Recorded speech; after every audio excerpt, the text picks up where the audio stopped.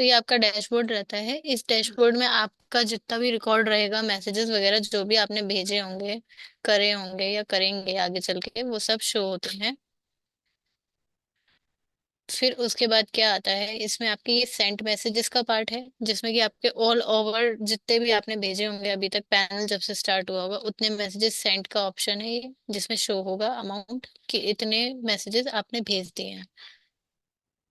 उसके बाद सेकंड है आपका रिसीव्ड। रिसीव्ड का वही है कि रिसीव्ड जितने हुए होंगे इस पैनल पे मैसेजेस, वो टोटल आएंगे। कॉन्टेक्ट्स जितने भी आपने ऐड किए होंगे वो यहाँ पे शो होंगे ऑल ओवर पैनल के। यहाँ पे आपकी कोई भी टीम अगर आप ऐड करते हैं तो वो टीम यहाँ पे आपको शो होती है। ये आपका रहता है मंथली पार्ट, जिसमें कि आपके मैसेजेस जो भी सेंड हुए हैं वो, और रिसीव्ड मैसेजेस जो शो हुए हैं वो यहाँ पे डिफरेंट डिफरेंटली आ जाते हैं हर मंथ के। जैसे कि आप देख सकते हैं सितंबर, अक्टूबर, नवंबर, तो ये सारा रिकॉर्ड है यहाँ पे। उसके बाद दूसरा ये आपका कॉन्टेक्ट्स का पार्ट है। इसमें कॉन्टेक्ट्स आपका कहाँ से इंपोर्ट हुआ है, कहाँ से ये आपकी लीड जनरेट होके आई है, वो सारी इन्फॉर्मेशन यहाँ रहती है।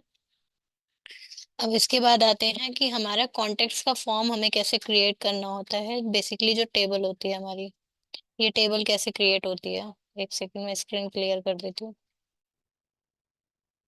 हाँ जी।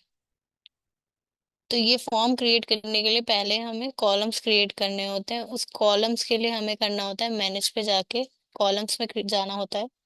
कॉलम्स में आप जो भी कॉलम जिस भी नेम से ऐड करना चाहते हैं उस नेम को लिखेंगे। मान लीजिए मैं लिख देती हूँ डेमो। ठीक है। और हमें यहाँ पे इसको सिलेक्ट करना होता है, टाइप को, टाइप सिलेक्ट किया, सबमिट किया, आपका कॉलम क्रिएट हो गया। ये कॉलम आपका कॉन्टेक्ट्स में जाके टेबल पे शो हो जाएगा, डेमो। अब ये हमारा कॉलम ऐड करने का तरीका होता है। इसके बाद हमें क्या करना होता है अब हम ये देखते हैं कि हम इसमें कांटेक्ट ऐड कैसे कर सकते हैं या इंपोर्ट कैसे कर सकते हैं। अगर कोई भी सिंगल कांटेक्ट ऐड करना होता है तो ऐड कांटेक्ट पे जाते हैं और आप कोई भी एक सिंगल कांटेक्ट ऐड कर सकते हैं। मान लीजिए मैंने ऐसे कोई रैंडम नंबर ऐड किया, उसका नेम लिख दिया, सोर्स हमारा बता दिया उसे कि हमने कहाँ से लिया है। मान लीजिए मैंने व्हाट्सएप लिख दिया। ये टीम के लिए होता है असाइन टू वाला पार्ट, इसे अभी हम नहीं छेड़ते हैं। बाकी जो भी आपको इसका फॉर्म में अपडेट करना है वो सब आप लिखेंगे। ईमेल जो आपको देनी है वो, अगर इसका डेमो शेड्यूल करना है, जो डेमो वाला बनाया था वो टैग भी आ चुका है यहाँ पे। उसी तरीके से जिस तरीके से आपने फॉर्म के कॉलम्स बनाए होंगे ये कॉलम्स वो होते हैं, और ये बाय डिफॉल्ट कॉलम्स होते हैं। आप इन्हें सबमिट कर देंगे तो ये एक एंट्री क्रिएट हो जाएगी आपके पास। यहाँ पे ये आपकी एंट्री आ गई। ये था सिंगल कॉन्टेक्ट ऐड करने का तरीका। दूसरा तरीका आपके पास होता है इंपोर्ट, जो कि एक्सेल शीट से होता है। एक्सेल शीट में आपको बताया गया है कि आपकी एक्सेल शीट में कैसा डाटा होना चाहिए, कितनी एमबी की एक्सेल शीट होनी चाहिए, फॉर्मेट कौन सा रहना चाहिए, आपको नंबर्स किस तरीके से मेंशन करने हैं। ये गलत तरीका है अगर आप खाली ऐसे ही नंबर लिख देंगे। अगर आप 91 लिखेंगे तो ही आपकी एक्सेल शीट वेरीफाई रहती है। बेसिकली 91 आपका कंट्री कोड रहता है, उसी के अकॉर्डिंग आपको रखना होता है इसमें नंबर्स को। उसके बाद आप यहाँ पे एक्सेल शीट को अपलोड करेंगे। मेरे पास अभी एक एक्सेल शीट है टेस्टिंग पर्पज से, मैं उसे ऐड कर देती हूँ। ये मैंने ऐड करी, ओपन की। अब ओपन करके आप देखेंगे नेक्स्ट, मैंने नेक्स्ट किया। अब नेक्स्ट में मुझे क्या करना होगा, हेडर्स को बताना होगा कि मेरी एक्सेल शीट में कौन कौन सी चीज किस चीज के लिए बनाई है। फोन के लिए हम फोन पे नंबर पे ऐड कर देंगे, और नेम पे नेम। मेरे यही दो हेडर्स थे इस एक्सेल फाइल में, इसलिए यही दोनों एक्सेस हुए। अगर मेरे पास ईमेल, डेमो या स्टेटस वगैरह कुछ होता तो वो भी हो जाता है यहाँ पे शो। वेरीफाई डाटा करेंगे। अब उसने बता दिया कि आपके कॉन्टेक्ट सही हैं। अगर गलत होते तो एक ऑप्शन आता है जो कि होता है स्किप वाला, वो भी मैं दिखाती हूँ। गलत एंट्री वाला आपको बैक करके दोबारा से, दूसरी फाइल है उसके लिए भी। मान लीजिए ये मेरी फाइल है, इस फाइल में हमने हेडर को मार्क किया, नेम, फोन नंबर मार्क हो गए। वेरीफाई करवाएंगे। देखिए डुप्लीकेट था, इसलिए डुप्लीकेट शो हुआ। इसमें एक ही नंबर को मैंने दो बार लिखा हुआ है, इसीलिए ये डुप्लीकेट एंट्री में काउंट होता है। तो अगर डुप्लीकेट होगा उसी एक्सेल शीट में, पैनल की बात नहीं कर रहे हैं, सिर्फ एक्सेल शीट की बात कर रहे हैं यहाँ पे। अगर एक्सेल शीट में कोई भी नंबर रिपीट हुआ हुआ होगा तो वो उसके स्किप करने का ऑप्शन आ जाता है, क्योंकि repeated number of items add नहीं होती हैं। इसीलिए यहाँ पे स्किप करेंगे तो वो चार कांटेक्ट थे टोटल, तो चार में से एक को हटा देगा और बाकी के तीन को यहाँ पे ऐड कर लेगा। आप इंपोर्ट पे करेंगे तो सिर्फ इंपोर्ट होगा, मतलब कि आपकी फॉर्म में आ जाएगा। और आप इंपोर्ट एंड ब्रॉडकास्ट करेंगे तो उससे क्या होगा कि आप इस पे डायरेक्ट मैसेजेस भेज सकते हैं साथ के साथ। वो नंबर ऐड भी होंगे और ब्रॉडकास्ट भी हो जाएगा उन नंबर पे, मैसेजेस पे। तो यही प्रोसेस रहता है कांटेक्ट इंपोर्ट करने का एक्सेल शीट से। दूसरी चीज होती है कैंपेन। जब आप कैंपेन चला देंगे, जो कि मैंने अभी बताया इंपोर्ट करके ब्रॉडकास्ट करना, उस कैंपेन को चलाने के बाद जो भी डिटेल्स आती है वो यहाँ आती है। अब इसमें ये एक चीज ऐड हो गई है कि अब जब आपको चेक करना हो तो बस उस पैनल, मतलब उस रन करे हुए कैंपेन पे क्लिक कीजिए, उसकी इंफॉर्मेशन आपके पास सारी शो होगी कि आपने कितने रीड किए थे, कितने डिलीवर्ड हुए थे, कितने फेल हुए थे, ये सब हो गया है। अभी थोड़े टाइम में ये चीज अपडेट हो जाएगी, तो यहाँ पे जितने भी जो भी नंबर्स पे गया हुआ होगा या फेल्ड हुआ होगा या डिलीवर्ड हुआ होगा, वो सब नंबर्स की लिस्ट भी आने लग जाएगी। और ये आपको ये भी शो कर देता है कि आपने टेम्पलेट कौन सा यूज किया था इन नंबर्स पे। ये था आपका कैंपेन्स का पार्ट। दूसरा पार्ट है इंटीग्रेशन। इंटीग्रेशन के पार्ट में आपके पास ये चार चीजें आ गई हैं। इन चार चीजों में पहली चीज है व्हाट्सएप ऐड करने का पार्ट। दूसरी चीज है फेसबुक के जो लीड्स आते हैं उसको ऐड करने के लिए। और ये कस्टम लीड्स का पार्ट होता है, इसमें इंटीग्रेशंस दूसरे दूसरे कर सकते हैं। और ये उनके लिए है जिन्होंने दूसरा पार्ट, मतलब कि अपने एपीआई को कनेक्ट करना होता है हमारे पैनल के थ्रू। तो ये उनके लिए रहता है, इसका प्रोसेस अलग रहता है। ये जो प्रोसेस है ये हम बता देते हैं और करवा देते हैं हैंड टू हैंड, सामने के सामने। यहाँ पे कनेक्ट पे जाना होता है, फिर कनेक्ट पे जाना होता है।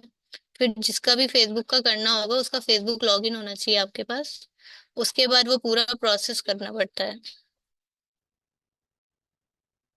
उस चीज का मैं आपको इसमें एक्सप्लेन नहीं कर सकती, फेसबुक सही होता है क्योंकि। और इसका भी वही सेम प्रोसेस रहेगा जो कि जैसे प्रोसेस होता है कनेक्टिंग होके फेसबुक के थ्रू। दूसरी चीज आती है इनबॉक्स।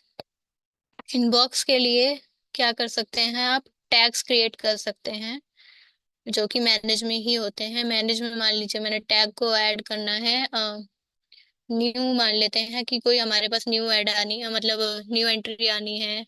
या मान लीजिए किसी की डेमो की एंट्री है तो मैंने डेमो लिख दिया। अब ये एक टैग क्रिएट हो गया डेमो। अब इसमें क्या होगा, मान लीजिए मुझे इन्हें टैग में ऐड करना है इस डेमो वाले में, तो हमें यहाँ पे जाना होगा। यहाँ पे टैग्स का ऑप्शन है, इस पे हमें यहाँ डेमो सिलेक्ट कर देना होगा। तो जब भी अब आप डेमो पे क्लिक करेंगे ना, सिर्फ यही नंबर दिखेगा जो कि डेमो में एडेड है, वरना और कोई नंबर नहीं दिखेगा। और जब रिमूव करना हो यहीं से इसे यहाँ से क्लिक कर दीजिए, वो हट जाएगा, फिर वो ऑल में ही रहेगा। ये ऑल में भी दिखे, जो यहाँ टैग्स में ऐड हो जाते हैं वो ऑल में भी दिखते हैं और टैग वाले पार्ट में भी दिखते हैं, दोनों जगह दिखेंगे। स्पेसिफिकली डिफाइन हो जाता है कि ये इस कैटेगरी का पार्ट है बस। यही रहता है, जो भी आप ब्रॉडकास्टिंग वगैरह करेंगे वो सब मैसेजेस अपडेट हो जाएंगे। यहाँ पे चैटबॉट के मैसेजेस आपको शो हो जाएंगे, जितनी भी चैट्स आप करेंगे वो सब आपको शो होंगी। उसके बाद हम आते हैं गैलरी पे। गैलरी का पार्ट आपका इसलिए है क्योंकि अगर कोई आप टेम्पलेट में फोटोज वगैरह ऐड करना चाहते हैं, वीडियोस भेजना चाहते हैं मैसेजेस के साथ, वो सब चीजें आपको गैलरी में अपडेट करनी होती हैं। गैलरी में अपडेट करने के बाद आपको कोई भी आपकी जो भी मतलब ऐड करनी है उन्हें एक जगह खोलना होता है, फिर आपको उसका लिंक कॉपी करना होता है, उस लिंक को कॉपी करके आपको अपनी टेम्पलेट में ऐड करना होता है। बेसिकली गैलरी में ये यूज होता है। बाकी का आपका है टेम्पलेट्स का पार्ट, मैनेज में ही। इस टेम्पलेट्स के पार्ट में आपको टेम्पलेट्स क्रिएट करने के लिए प्रोवाइड किया गया है। यहाँ पे आपको क्लिक टू ओपन टेम्पलेट्स करना है। यहाँ पे आपको टेम्पलेट खुद भी क्रिएट यहाँ से कर सकते हैं।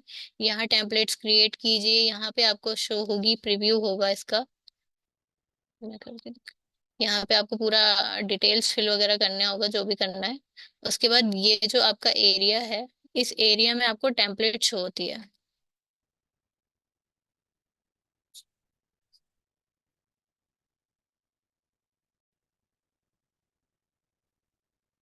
यहाँ से आपको टेम्पलेट बना के सबमिट कर देना है बटन से। जब आप सबमिट कर लेंगे, उसके बाद आपको यहाँ आके अपने मेटा अकाउंट पे जाना होगा। मेटा अकाउंट पे जाके चेक करेंगे आप वो सबमिटेड अकाउंट, सबमिटेड वाली टेम्पलेट। फिर वो जब मेटा से वेरीफाई हो जाएगी, उसे वेरीफाई होने के बाद आपको ऑल पे जाना है। ऑल पे जाके आपको सिंक करना है, उसकी अपडेट आपको यहाँ ऑल में शो होगी।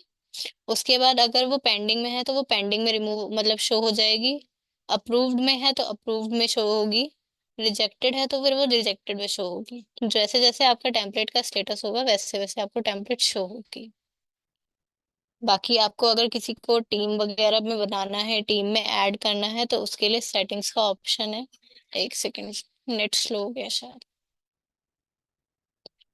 ये सेटिंग्स का पार्ट रहता है। सेटिंग्स के पार्ट में आप अपनी प्रोफाइल खुद की एडिट कर सकते हैं, नेम वगैरह चेंज कर सकते हैं, ईमेल वगैरह अपनी। ये आपके खुद के पर्सनल एडमिन पैनल की चीजें चेंज होंगी यहाँ से। दूसरा आपका टीम का पार्ट है। टीम में जितने भी मेंबर्स को आप ऐड करना चाहते हैं उनके लिए आपका ये रहता है, ईमेल एंटर करिए, उनका नंबर लीजिए और यहाँ पे उनका रोल असाइन करिए।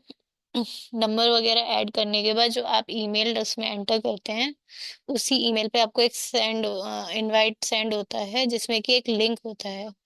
उस लिंक को ओपन करने के बाद उन्हें ये अपना लॉगिन आईडी पासवर्ड क्रिएट करना होता है। जो ईमेल वो यूज कर रहे होंगे यहाँ पे जो उन्होंने दी होगी, वही सेम ईमेल उन्हें वहाँ एंटर करनी होती है। उसका पासवर्ड क्रिएट करना होता है। उस पासवर्ड को क्रिएट करने के बाद उनका अकाउंट साइन अप हो जाता है। फिर वो उसी सेम ईमेल से और पासवर्ड से अपना एडमिन पैनल मतलब अपना पैनल लॉगिन कर सकते हैं, जो भी वो रोल के लिए एलिजिबल होंगे उसके रोल के अकॉर्डिंग। अगर वो मैनेजर होंगे तो उनका पैनल मैनेजर के नेम से शो होगा, जैसे ये एडमिन शो हो रहा है। यहाँ नीचे वो मैनेजर पे आ जाएगा, नीचे लिख के, जैसे सेम टू सेम एडमिन है वैसे ही नीचे आ जाएगा एजेंट और मैनेजर दोनों चीजों का। तो यहाँ पे यही पार्ट रहता है सेटिंग्स में, टीम, ऑर्गेनाइजेशन और प्रोफाइल, ये चीजें। ऑर्गेनाइजेशन में बेसिकली आपकी नॉर्मल डिटेल्स होती है कि आपकी ऑर्गेनाइजेशन का नेम क्या है, इंडस्ट्री क्या है, आपकी वेबसाइट क्या है, यही सब रहता है। तो ये ऑल ओवर आपका पैनल है जो कि आपका खुद का रहता है।